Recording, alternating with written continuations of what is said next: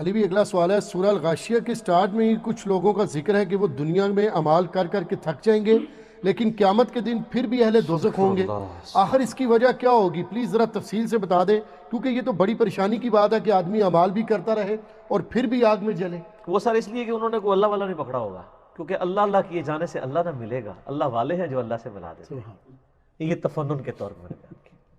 اور اگر آپ کو صحیح معنوں میں دیکھیں تو اللہ والا ایک ہی ہے جس کو آپ نے پکڑنا ہے، وہ محمد رسول اللہ صلی اللہ علیہ وآلہ وسلم، true representative of almighty Allah on the face of ارتھ۔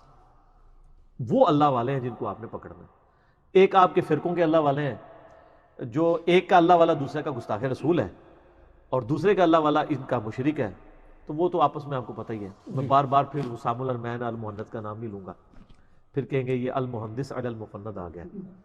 تو یہ المحدث علی المفند والا معاملہ ہے۔ یہ جو میرے بھائی اس طرح کے معاملات ہیں نا، یہ آیت واقعی بڑی دل سوز ہے۔ هل اتاک حدیث الغاشیہ وجوہ یومئذ خاشیہ، کیا تمہیں اس ڈھانپنے والے کی خبر آئی، اس قیامت کے دن کی جو ڈھانپ لے گا؟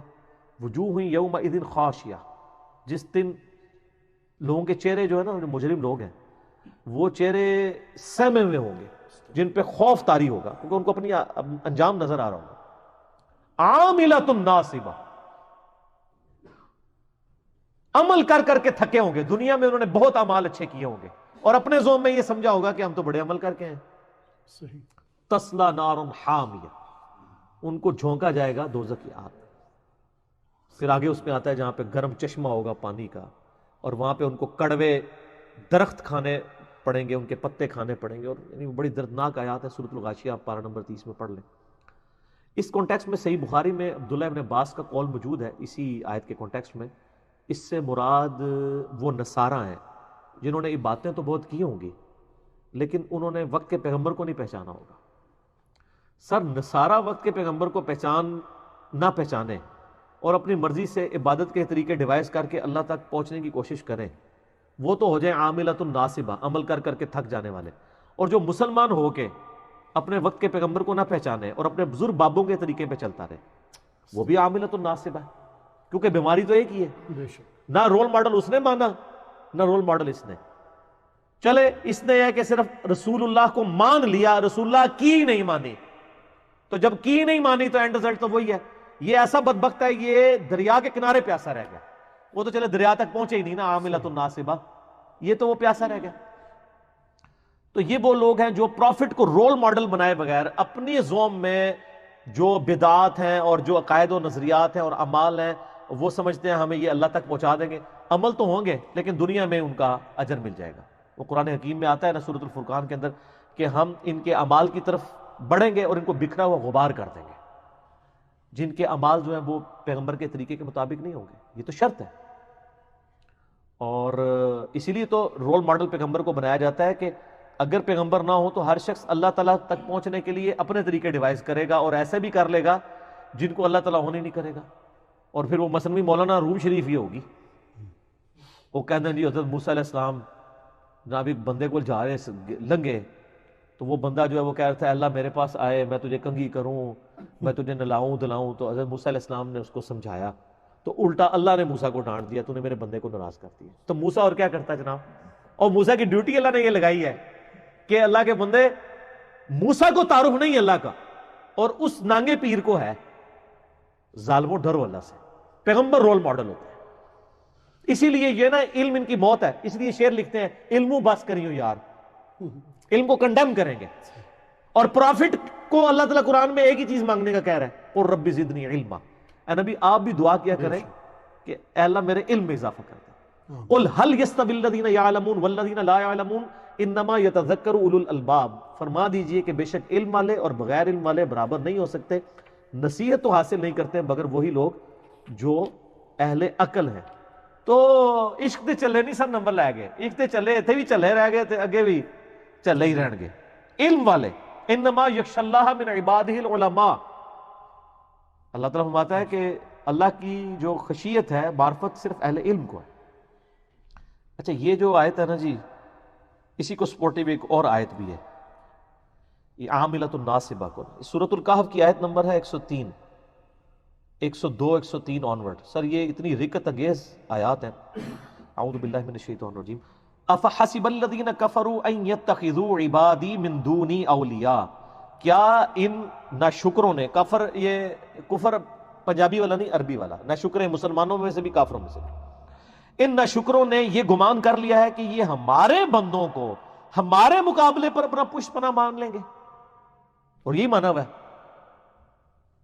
وہ کہہ دینے کہ جناب وہ شیخ عبدالقادر جیلانی نے فرمایا جب تک میں اس وقت تک جنت میں نہیں جاؤں گا جب تک سارے مرید نہ لے جاؤں. سر اگر شیخ عبدالقادر جیلانی کے مریدوں کو اللہ ہی دوزخ میں پھینک رہا ہو تو شیخ عبدالقادر جیلانی کی کیا. اچھا دوسری طرف آپ کو کہتے ہیں جی وہ نبی بھی نفسی نفسی کرن گے. سر نبی نفسی نفسی کر رہے ہیں تو ہڈے بابا جی کہہ رہے ہیں میں نال لے کے جاؤں گا. انہوں نے نہیں فرمایا، ان پہ جھوٹ ہے. یہ میرا اس کے اوپر کلپ بھی آ چکا ہے، شیخ عبدالقادر جیلانی کا علم غیب. اس کلپ میں میں نے بتایا کہ غنیۃ الطالبین میں انہوں نے نبی علیہ السلام کا یوم ولادت جو ہے وہ 10 محرم لکھا ہے. اور یہ کہتے ہیں بزرگوں کو علم غیب ہوتا ہے، دل کا حال جانتے ہیں. پوری امت کو پتہ ہے کہ 12 ربیع الاول ہے. دلائل النبوہ امام بیہقی کی کتاب میں بھی 12 ربیع الاول ہے. اصول الکافی شیعہ کی کتاب میں بھی 12 ربیع الاول ہے. ہماری امت کے بچے کو پتہ ہے. چلو تاریخ کے اوپر اگر کوئی بھول گیا ہے تو مہینہ تو سب کو ربیع الاول پتہ ہے. شیخ عبدالقادر جیلانی نے لکھا ہے نبی علیہ السلام کی پیدائش کا دن 10 محرم ہے. تو پھر بزرگوں نے علم غیب، انہوں نے اپنے جس کو اپنے نبی دی پیدائش کا دن نہیں پتا وہ دے کول علم غیب، وہ دے کول تو پھر دینی علم بھی کمزوری ہے، ہو سکتی ہے. ٹھیک ہے.